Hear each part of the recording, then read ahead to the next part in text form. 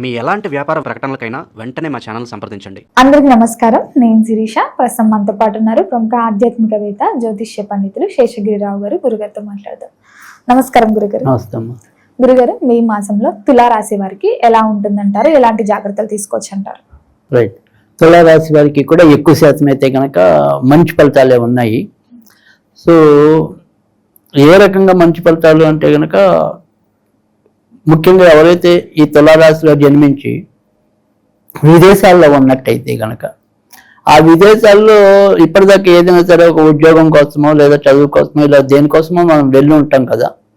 So ఆ వెళ్ళిన వాళ్ళకి ఇప్పుడు సరైన ఫలితం లభించటం, అంటే ఉద్యోగం లేదు అనుకున్న వాళ్ళకి ఉద్యోగం రావటం, తర్వాత ఈ చదువు పూర్తవ్వాల్సిన వాళ్ళు అక్కడ ఏదైనా సరే చిన్న చిన్న ఇబ్బందులు పడితే వాటి నుంచి బయటకు రావటం, తర్వాత రెండోది వచ్చేప్పటికి ఏంటంటే ఎవరైనా సరే కొద్దిగా ఈ గ్రీన్ కార్డు కానీ ఇతరత్ర అక్కడ ఏదైనా ప్రయోజనాల కోసం ఎదురు చూస్తున్న వాళ్ళు ఎవరైతే ఉంటే ఆ ప్రయోజనాలు కూడా మనకి ఫలితం రావటం, అంటే ఆ ప్రయోజనం సిద్ధించడం, ఆ రకంగా కూడా మంచి జరగటం అనేది అయితే కనుక ఉంటుంది తులారాశికి.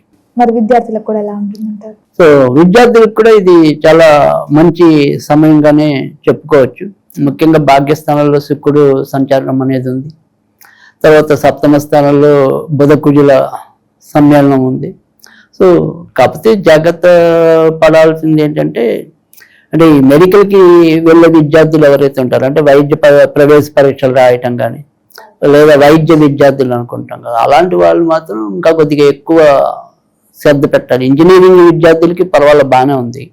మెడికల్కి వెళ్దాం అనుకున్న వాళ్ళు కానీ లేదా ఆల్రెడీ మెడికల్ విద్య అభ్యసిస్తున్న వాళ్ళు కానీ వాళ్ళు మాత్రం ఎంత కొంత ఇబ్బంది అనేది లేదా బాగా చదవాల్సిన పరిస్థితి కానీ ఉంటుంది. సో వాళ్ళకి కొంత ఆశావాహకంగా లేదు, ఎక్కడెక్కడ చిన్న ప్రాబ్లం వచ్చేలాగా ఉంది.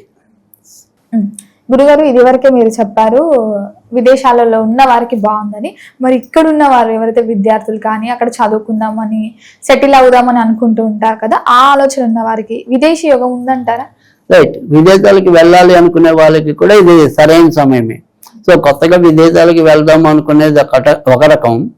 అలానే కాకుండా ఇప్పుడు విదేశాలకు పంపించకపోయినా మన పిల్లల్ని మన ఇంటి దగ్గరే ఉంచుకుని చదువుకోవాలా, లేదా బయట వేరే ఊరికి పంపించి చదవాలా, హాస్టల్లో పెట్టి చదివించాలా, ఇలాంటి తల్లిదండ్రులు కూడా ఉంటారు మా దగ్గరికి వచ్చేవాళ్ళు. సో అలా మనం ఎక్కడైనా సరే కొద్దిగా విడిగా పెట్టి చదివించాలనుకునే వాళ్ళకి కూడా ఇది రైట్ టైమే. సో అలాంటి నిర్ణయం ఏదైనా ఉన్నా కూడా ధైర్యంగా తీసుకోవచ్చు. ఎందుకంటే ఇప్పుడు రాబోయే మళ్ళీ రేపు జూన్ నుంచి కొత్తవి బిగిన్ అవుతాయి కదా అకాడమిక్ ఇయర్స్. సో అందుకని ఈలోపు కొంతమంది తల్లిదండ్రులకు ఉంటుంది, వీడి ఇంటి దగ్గర ఉంటే చదవట్లేదు, బయట ఎక్కడైనా పెడితే చదువుతాడేమో అనుకునే తల్లిదండ్రులు కూడా ఎక్కువ ఉంటారు. సో అలా చదివించాలి అనుకున్న వాళ్ళకి ఇది రైట్ టైం. ఆ రకంగా అయితే నిర్ణయం తీసుకోవచ్చు. మరి ఆర్థిక పరంగా ఆరోగ్య పరంగా కూడా ఎలా ఉంటుందంటారు? ఆర్థిక పరంగా అయితే పెద్ద చెప్పుకోదగిన ఇబ్బందులు ఏం లేవు. ఉన్నంత ఆర్థిక పరంగా కూడా అభివృద్ధి చెందటం అనేది అయితే ఉంటుంది. ఆరోగ్య పరంగా ఒకటి, రెండోది నాన్నగారి పరంగా ఒకటి. అంటే నాన్నగారికి వీళ్ళకి మధ్య మధ్యలో కొద్దిగా సమన్వయం లోపించవచ్చు. అంటే కొడుకు చేసే పనులు తండ్రికి రుచించకపోవటం, తండ్రి చేసే పనులు కొడుకుకి రుచించకపోవటం, ఇలా తల్లి కూడా కాదు, తండ్రిను కొడుకు లేదా తండ్రి కూతురు వీళ్ళ మధ్య ఏదైనా సరే మధ్య మధ్యలో కొంత అపార్థాలకి తావిచ్చే సంఘటనలు జరగడానికి తాత్కాలికంగా వైరుధ్యాలు. సో ఆ రకంగా తండ్రి కొడుకు లేదా తండ్రి కూతురు అంతే అనుకుంటారు లేదా మీ భాషలో కూడా అది రైట్. సో అది ఆ రకంగా మాత్రం కొంత ఇబ్బంది ఉంది. ఇంకా ఆరోగ్యం అంటే చిన్న చిన్న అనారోగ్య సమస్యలే, ముఖ్యంగా అరుగుదల, ఎసిడిటీ అలాంటి వాటి విషయంలో కొద్దిగా చిన్న చిన్న సమస్యలు వస్తాయి తప్ప ఓవరాల్గా మరీ బెంగపడాల్సిన అవసరం లేదు. బట్ ఆడవాళ్ళు అయితే మటుకు కొద్దిగా థైరాయిడ్ పెరిగే అవకాశం అయితే కనుక ఉంది. సో గొంతు ఇన్ఫెక్షన్స్ కానీ థైరాయిడ్ కానీ రావడానికి అవకాశం ఉంది. ఉద్యోగ వ్యవస్థలో ఉన్న వారికి ఎలా ఉంటుంది? ఉద్యోగం మారాలి, స్ట్రెస్ అనిపిస్తుంది అని ఆలోచన ఉంటుంది కదా కొంతమందికి, మరి ఎలా ఉంటుంది? మారొచ్చు అంటారా ఈ మాసంలో?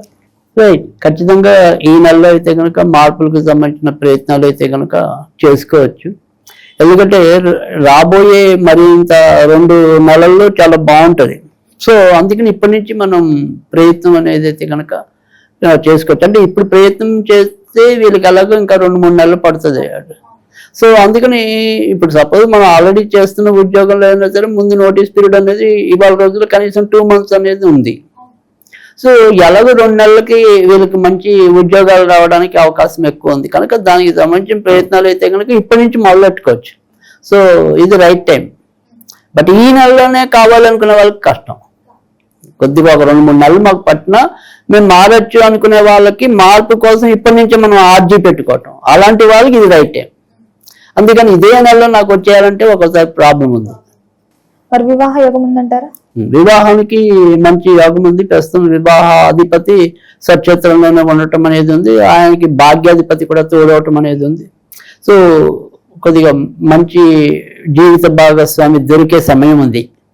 అంటే ఆడవాళ్ళకి కొద్దిగా మంచి భర్త కానీ, లేదా మగవాళ్ళకి మంచి భార్య కానీ, లేదా వాళ్ళ వల్ల కొంత అదృష్టం పెరగటం కానీ. అయితే ఇక్కడ ఈ సంబంధాలు చూసే విధానంలో చిన్న ఇబ్బంది ఏంటి అంటే కనుక కొద్దిగా ఉన్న చోట కాకుండా ఎక్కడైనా సరే మన వాడిని ఇద్దాం, మన అమ్మాయిని ఇద్దాం అనుకునే వాళ్ళకి ఇది రైట్ కాదు.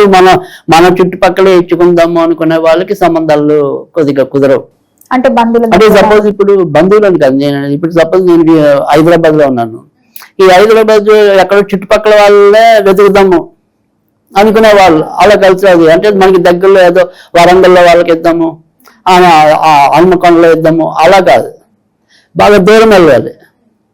అలా వెళ్ళే వాళ్ళకి కుదురుతుంది, వాళ్ళకి కూడా బాగుంటుంది.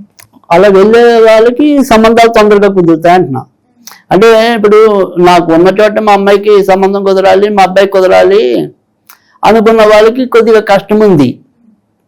పర్వాలేదు, పెళ్లి కావాలి, వాళ్ళు అక్కడ దూరం ఉన్నా పర్వాలేదు, దగ్గరున్నా పర్వాలేదు అనుకుంటామే. అలా దూరంగా కావాలి అనుకునే వాళ్ళకైతే ఇప్పుడు ఇంకా కొద్దిగా తేలికుంది. కాదు ఉన్న చోటనే అవ్వాలనుకునే వాళ్ళకి కొద్దిగా కష్టం ఉంది. సో అలా దూరపు మ్యాచ్లు కావాలి అనుకుంటే అయిపోతాయి. మరి సంతాన యోగం ఉందంటారా? సంతాన పరంగా అయితే కనుక పెద్ద చెప్పుకోదగిన ఇబ్బందులు అయితే లేవు. సో సంతానానికి పర్వాలేదు. సంతానానికి అంటే ఉన్న సంతానం కూడా అభివృద్ధి చెందే సమయం. అంటే ఇప్పటికీ పిల్లలు పుట్టారు, వాళ్ళ అభివృద్ధి ఎలా ఉంటుంది చూసుకున్నట్టయితే కనుక ఆ పిల్లలకు కూడా ఇప్పుడు కొద్దిగా అభివృద్ధికి దోహదం పడేలాగానే ఉంది ప్రస్తుతం ఉన్న సమయం అయితే కనుక. సో కనుక వాటికి సంబంధించిన ప్రయత్నాలు పిల్లలు కూడా విజయవంతం పొందటం అనేది అయితే జరుగుతుంది. మరి కుటుంబ వాతావరణం కూడా ఎలా ఉంటుందంటారు?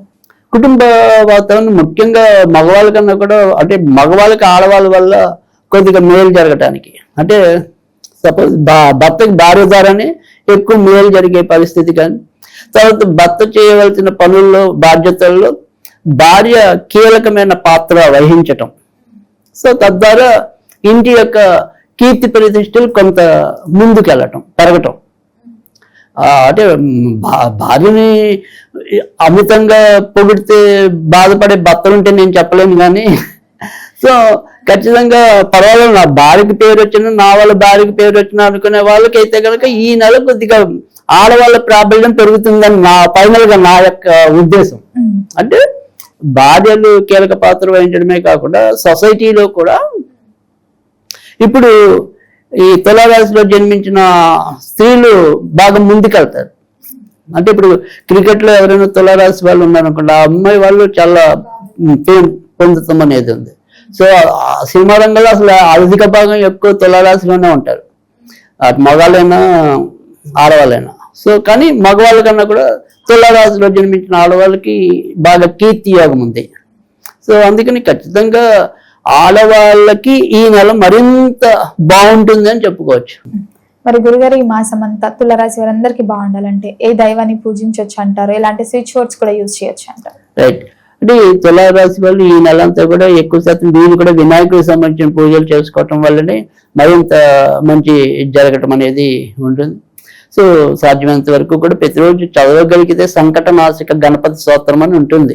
అది చాలా తేలికుంటుంది. ప్రణమ్య శిరసాదేవం గౌరీపుత్రం వినాయకం అని చెప్పి అలా 8 శ్లోకాలు ఉంటాయి, కానీ చాలా తేలిక, అందరూ విని ఉంటారు.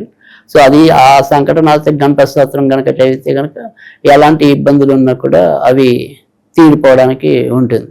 ఇక స్విచ్ అంటే చాలా తేలికైనది, అది కూడా బీజాక్షరం లాంటిదే, కానీ ఏక అక్షరం హమ్ హమ్ హమ్ హమ్ అంతే అంతే హమ్.